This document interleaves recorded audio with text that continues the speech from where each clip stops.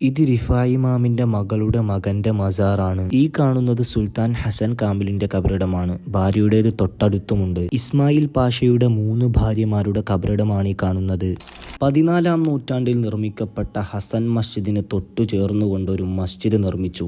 അതും 19-ാം നൂറ്റാണ്ടിൽ. അതിന്റെ അതേ പ്രൗഢിയോടുകൂടി ആ മസ്ജിദിന്റെ പേരാണ് റിഫായി മസ്ജിദ്. ഇന്നത്തെ ചരിത്രാവിശേഷങ്ങൾ ഈ മസ്ജിദിനെ കുറിച്ചാണ്. അൽ റിഫായി മസ്ജിദിന്റെ വാസ്തുവിദ്യാ രൂപകൽപ്പനത്തിന്റെ മനോഹാരിത മനസ്സിലാക്കണമെങ്കിൽ അവിടെ നമ്മൾ ഒരു വട്ടം സന്ദർശിച്ചേ തീരൂ. അത്രമേൽ മനോഹരമാണ് അതിന്റെ ഓരോ നിർമ്മാണവും എടുത്തു കാണിക്കുന്നത്. ഇമാം അഹമ്മദ് അൽ റിഫായിയുടെ ചെറുമകന്റെ മസാറാണ് ഈ കാണുന്നത്, അഥവാ മകളുടെ മകന്റെ മസാർ. അലി അൽ റിഫായി എന്നാണ് ഈ മഹാന്റെ പേര് വരുന്നത്. ഇദ്ദേഹം ഇവിടെ ഉള്ളത് കൊണ്ടാണ് ഈ മസ്ജിദിന് റിഫായി എന്ന പേര് ലഭിച്ചതും. ഈ പള്ളിയുടെ നിർമ്മാണത്തിന് ചുക്കാൻ പിടിക്കുന്നത് മുഹമ്മദ് അലി പാഷയുടെ ഉമ്മയാണ്. ഉമ്മയുടെ നിർദ്ദേശപ്രകാരമാണ് മുഹമ്മദ് അലി പാഷ ഈ ഒരു മസ്ജിദ് നിർമ്മിക്കാൻ ആരംഭിക്കുന്നത്. മുഹമ്മദ് അലി പാഷയുടെ 3 ഭാര്യമാരടക്കം നിരവധി കുടുംബാംഗങ്ങളെ അടക്കം ചെയ്തിട്ടുള്ളത് റിഫായി മസ്ജിദിനകത്താണ്. അതിനാൽ തന്നെ നിരവധി സഞ്ചാരികളാണ് അവരുടെ കബറിടങ്ങൾ സന്ദർശിക്കുന്നതിനും ഈ പള്ളി വീക്ഷിക്കുന്നതിനുമായി ഈ മസ്ജിദിലേക്ക് ഒഴുകിയെത്തുന്നത്.